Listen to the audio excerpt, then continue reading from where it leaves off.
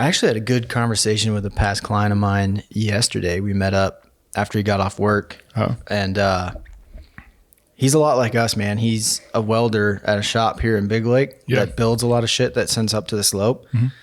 And I helped him buy a house like a year ago, and he just had his first kid. So, you know, they're 4 months old. His wife stays at home now because it's like what she was doing could barely probably break even with daycare. And that doesn't fucking make sense. And I was telling him, like, dude, we're in the same spot that I was in when I had my first kid. Mm-hmm. And he's at this point that I think me and you realized in the last like 5 years, to where like his job, his company, his family are not going to take care of him. It's on him to take care of himself, because he was saying when he gets cut down to 40 hours a week, a normal week, it's tight. And like he's averaging around 50. And then he just got approved for a big project and they're going to be doing 60 hours. And then at 60 hours, he feels like, oh, like I can breathe. Like let's start planning like trips and stuff for the summertime. But if that's insane, like you have to work 60 hours a week to just enjoy life. You're not even really enjoying it at that point. You're just spending all that time working. And he saw it with, you know, his family and his wife's family.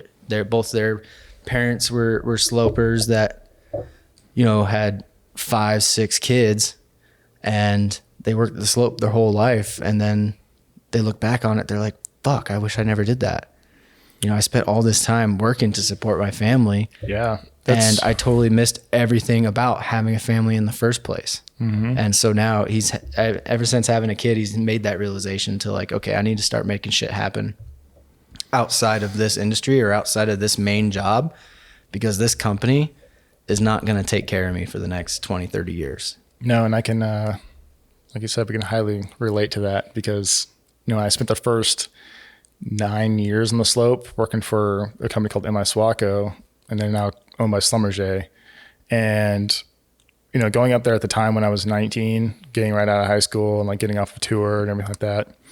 One, I did not expect to have a kid, obviously, at that time. Yeah. I was going up there to like just money up and like travel back and forth to Wisconsin, and life kind of took me down a different path. But with going up there, those guys go up there with the intention to make money. Not every contract company that hires people out there makes good money. And yes, it's based off of lifestyle, and it's also based off of what you got going on at home. Yeah. And the guys up there, the three thing is their lifestyle, who's at home managing the books, and as well as what has happened with them in their marriage and how many kids they have. And that's what it comes down to. So why so many people go up there and they just like work. Yeah. And then they're just so, I guess the simple way to put it is just, you know, bitchy. Yeah. It's hard to fight that lifestyle creep though, especially when you're young and you start making a lot of money. It's like, oh hell yeah, I'm going to buy more and more shit. I'm going to, you know, get more and more expensive things, nice things. And you justify it because, oh, I can afford it now. Yeah. And then you get to the point in your life where you're like one injury away, or you're one accident or one layoff away from losing everything. Because instead of thinking about your future outside of this amazing job, you were just so worried about what you were getting while you were there. And you see that in the younger generation as well. Oh yeah. But that's the time to do that. I'd rather learn that lesson at 25 than 45. You know, have a family, have all these cool toys, have all this, you know, a cabin, and then be like, oh, hey, by the way, layoffs are coming and you're going to be one of them. And then, you know, 2 months later, you're having to sell all your shit. Yeah. And I like having conversations like this with this guy and you, because I feel like our generation, we're always doing something. Mm-hmm. And the older guys are like, man, why are you always doing something? You're always doing all this side shit.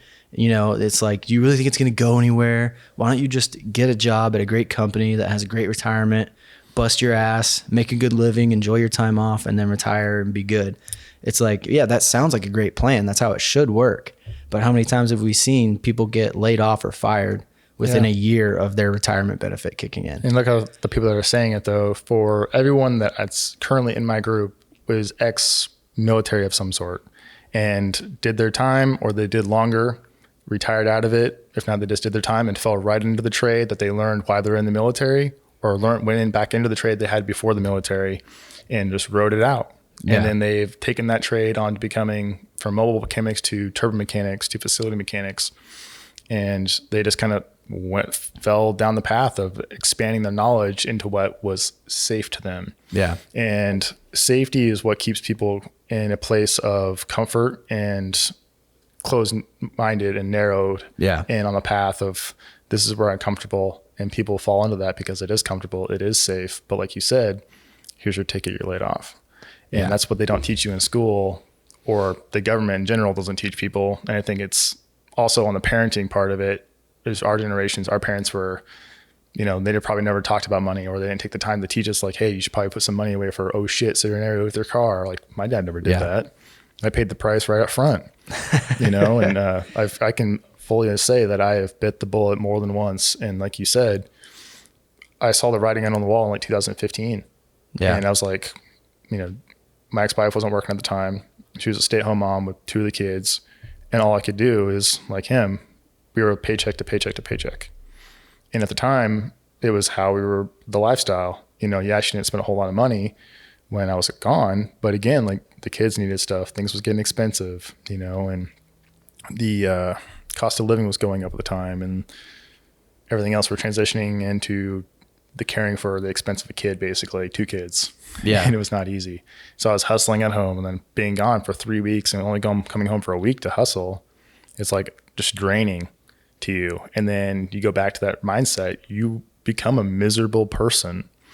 But if I didn't see the writing on the wall and see it coming down the pipeline, I wouldn't have been able to, one, pay my shit off and put a little bit of money away, and then fall back on being like, hey, this money's only going to get me so far. Yeah. I immediately, like day one, they told me I was laid off. Like gracefully enough, like they didn't like send me home and then not go home for 2 weeks, spend all my money, and then tell me I don't have a flight up to work. And that's how it happens a lot of the time. Yeah. Or they wake you up, hey, you're gone, going home. Here's your ticket home. And then you're laid off.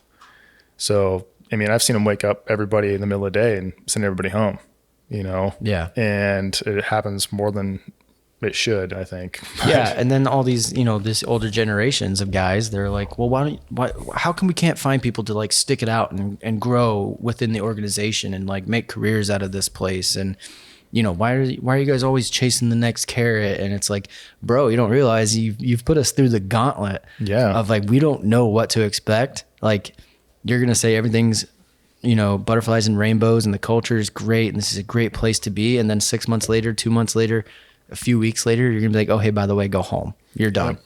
And it's not because of anything you did. It's because of just our business and our business plan. So I think because of that, that we do catch a lot of shit from the older generations of like, why are you doing so much? But you got to remember, we are the only ones able to take care of ourselves. And I'm super grateful to see that more and more people our age, especially guys, are starting to see that. And they're like, okay, I need to start making some moves because it's 100% on me.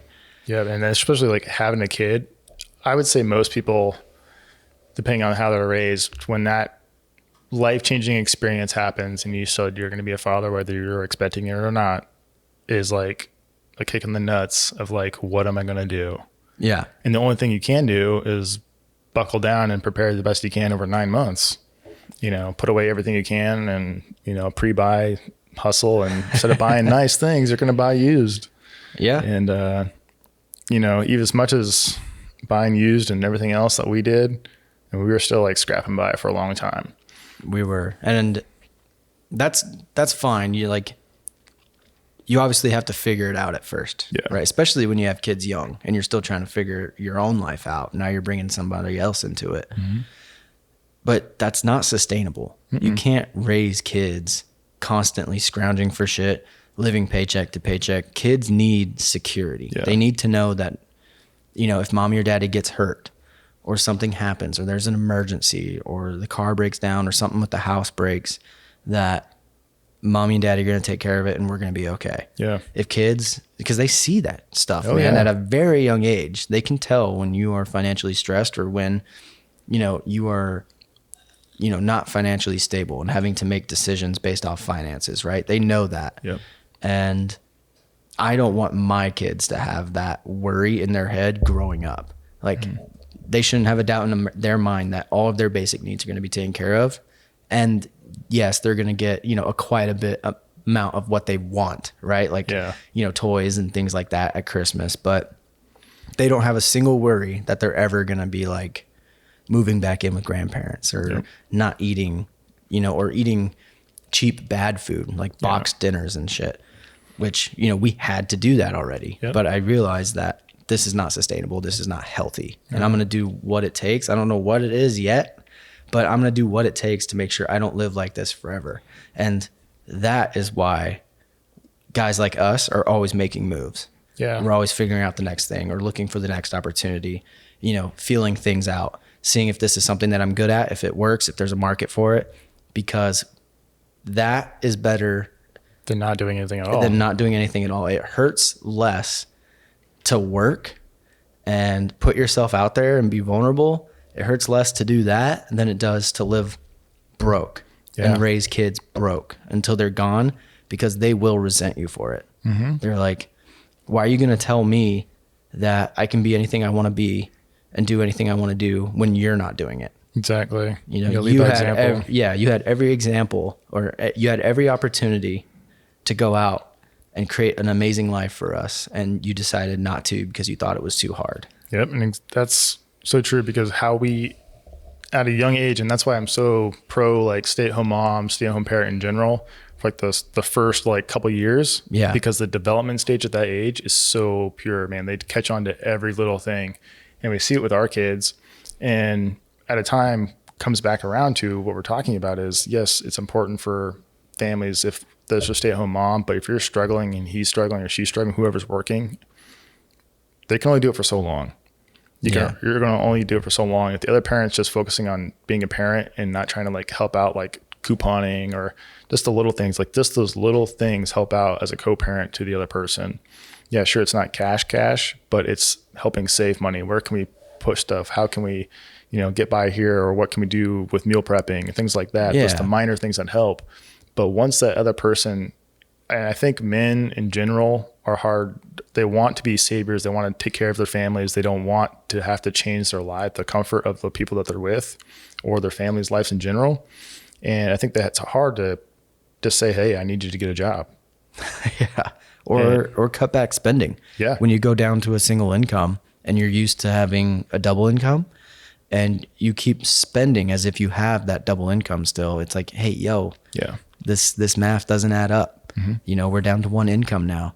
And I know you can't do anything about your side of the income right now, but you can do something about, this side of the expense sheet. Mm-hmm. Like, what are we doing over here that we can cut or minimize? You have to be able to make those compromises and those decisions as a couple, or it's going to be very hard and your kids are going to see it. Especially speaking now as a single father now of 3, going back to a single income, and I was like, what am I going to do? And I realized my spending habits were bad as well. It wasn't just me. Both parties. It was just, I have my own habits that I don't recognize. So me calling her out on her spending habits was a wrongfulness that I see now. And me pulling back and reevaluating like what I'm doing with my assets, where my cash is going, everything else, has totally opened my eyes to a whole new thing. And I think people are afraid to cut back when really we are kind of like clay. We can mold to anything if we are able to overcome just and deal with it and step back out of what we're used to, our comfort zone, and just be like, okay, I'm staying at home. And over time, you're going to see like things change in a positive way. And whether it's, for example, for me, like I don't buy a lot of groceries anymore because I go to the grocery store, I buy 2 cases, I buy 2 of everything. And therefore now when I'm home over the last 8 months, I have a pantry full, I have back stock, and the only thing I go to the grocery store is like dairy products and fruit and vegetables, you know? And it's nice. It's like, I got an extra downstairs. And then when it runs out, I just buy 2 more again. And so therefore it's like, I'm spending less per month now when I'm home with the kids and going to the store less, being impulse buying, things like that. And I think a lot of people, there's a lot of things people can do in general to help out a new family with a newborn kid, and also just trying to get out of a hole that they're in even with both people working. And doing the research. It's okay to ask for help. It's okay to, let somebody know where you're at in your finances and seek advice, and have someone sit down with you, look at your books, look at your expenses, how many things people don't really realize how subscriptions can add up through the year. Yeah. And it's a wow factor when you break down your expenses and then you times it by 12, you're like, holy shit, I'm spending $1,200 on just like streaming expenses for the year, or car insurance is, $4,000 for the year for this truck. It's like, holy shit. Is it really worth it? I could take that money and save, $20,000 a year not having that car or that toy downstairs in my shop. It's like, what else could I do with that to triple my investments over the next 3 years with that 20 grand, Yeah.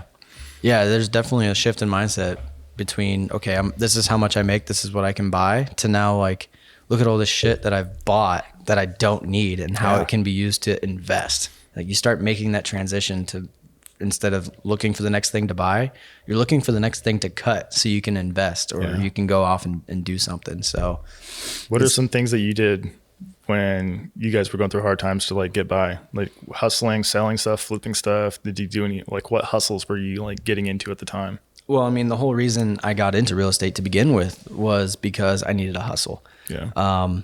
My wife stayed at home with our firstborn. I was working for the state at the time. I was bringing home $2,300, $2,200 a month. Yeah. After, that was my take home, and rent was 13 of that. Fuck.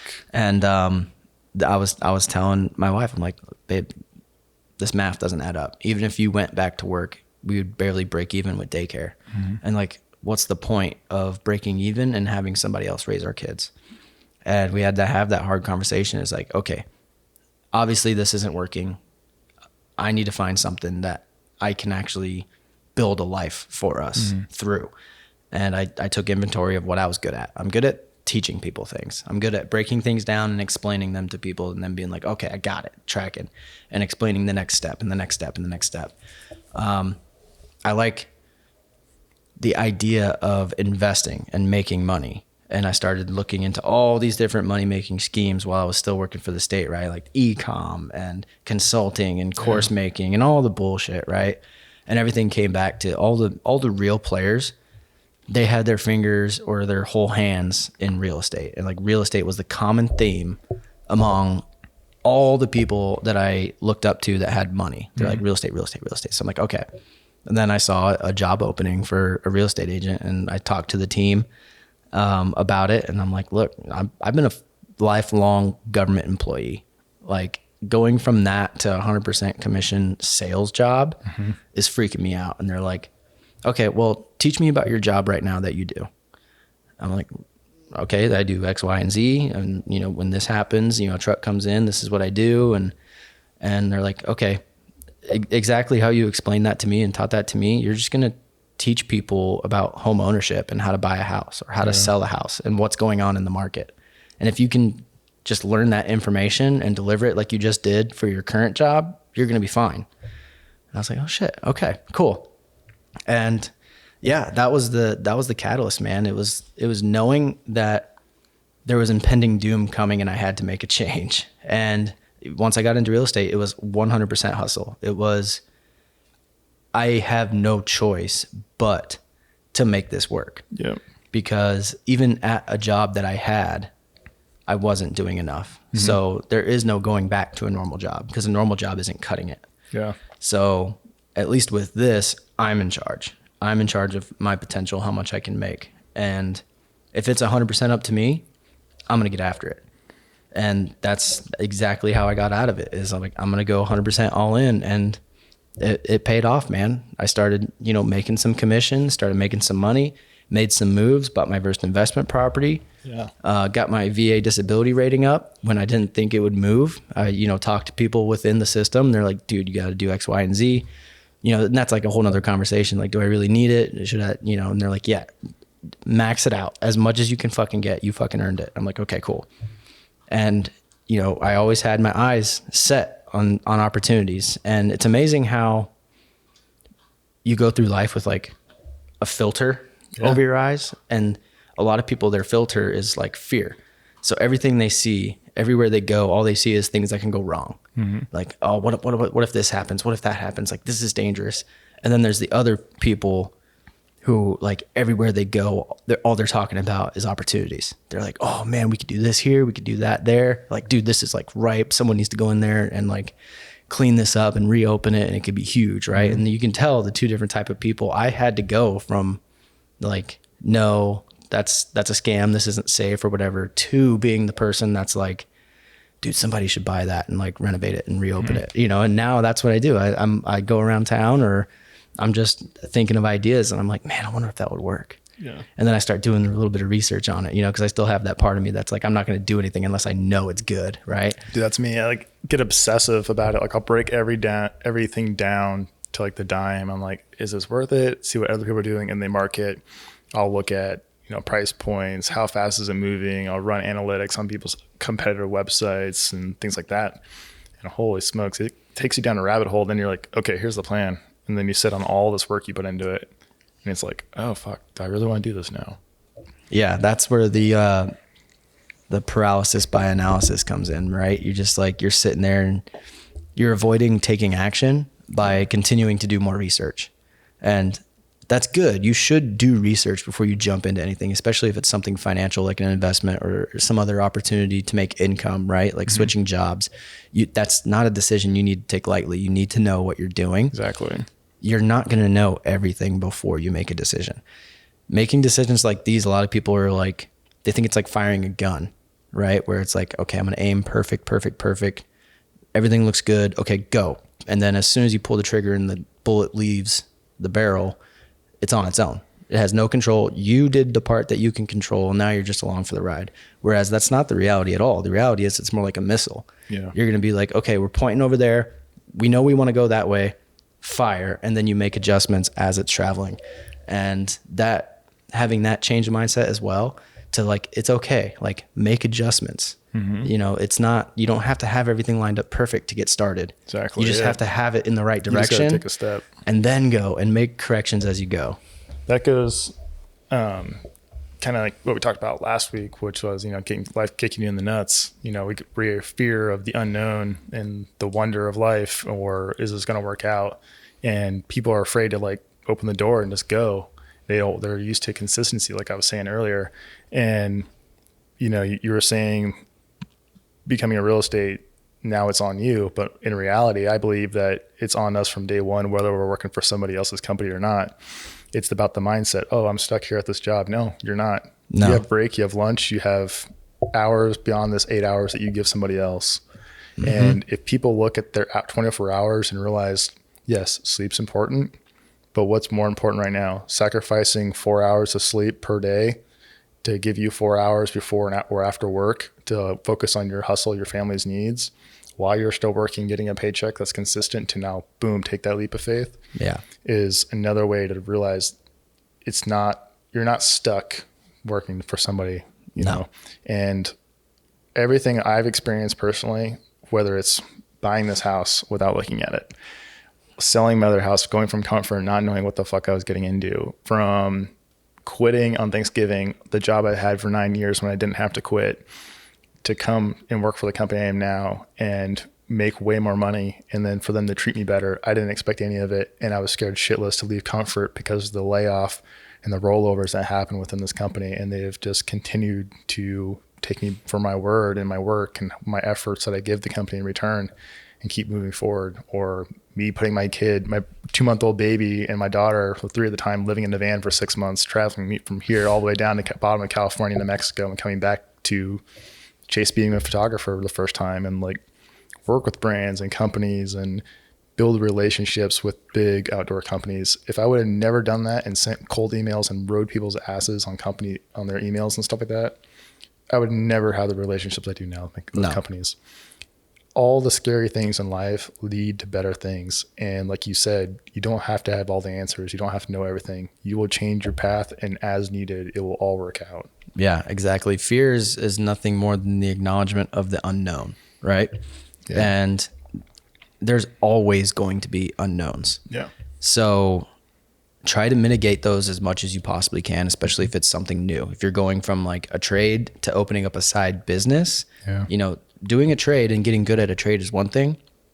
Taking those skills and then applying it to a business is a whole nother a whole nother animal. Exactly it. And just because you're, let's say, a good electrician does not mean you're going to be a good electrician contractor. Yep. And you need to learn everything about business, accounting, marketing, sales, branding, everything about business, as well as be a damn good electrician. Yep. And a lot of people, you know, they stop because they're like, oh, I don't want to have to deal with customers being a pain in the ass or accountables or you know, all that crap.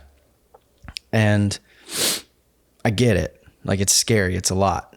Do as much as you can, learn as much as you can before you get started, have a basic understanding of that thing you're trying to do, and then be like, okay, I got it. And then just go and figure it out along the way. Yep. Anyone that's built anything big or worthwhile, they'll tell you they didn't have it all figured out on day one. They figured it out as they went. And that's the joy of the journey, because you're going to look back and be like, holy cow, I'm a completely different person than I was when I started. Yeah, because it's so funny. You are going to enjoy the journey. You're not going to see it in the moment. Nope. But I look back at all the photos I've taken. I look back at the memories I've had and sit there and you know, at night by myself when the kids are sleeping, and I just look at them. I'm like, man, you lived in a van with me. I put you in a van for 6 months, you know, and it's like, wow. And we just got through it. Like, and it was like the coolest memory, as stressful as it was. Like, moving into this house and remodeling it the last 2 years has been like super stressful, but the coolest experience. Yeah. You know, and like switching jobs, same thing, cool experience. And it all just worked out. There's nothing scary that I've done that I've regretted, you know, and it's all worked out. And I think people that are listening to this and watching, you know, they're going to be, hopefully some of you guys probably are in a time of hard times and wanting to know what to do and figure things out in life, and are having a new kid on the way or have one now, or wanting to restructure your life. The best thing I could say is take a step back. Like Jake said, is evaluate, what are you good at? How can you use that to better yourself in a new job and the job you currently have? Or how can you start a new side hustle to progress in life? And it's okay to take a step back in life sometimes and reevaluate your things for yourself and your finances. Live below your means for a while, save up money, pay things off. It's only temporary. And that's what people have to realize, that it's only temporary. So I think that was a good conversation to have. And I hope people can really value some of the things, hearing from where you came from and where I came from, and some of the things that we both did to utilize themselves. And if people want to know more about this or ask questions for us, just feel free to drop us a DM, leave a comment, whatever. We'll be more than happy to talk about it on here on the show if you want to go in more details on how I evaluated things in my books or things we did for our lives to change to where we are now. So yeah, I'm definitely curious to see how many other people think, or, you know, are thinking the same things we're thinking. You know, I talk to people one-on-one a lot and we agree on this, but how many other people are out there looking at the horizon of their life and like, okay, I'm in charge. Nobody's going to take care of me. I'm not going to be able to ride the curtails of this company forever. I need to do things on my own. And if you're thinking that way, I'd love to hear what you're doing about it. So let us know. Hey, man. Thanks for coming. Yeah, absolutely.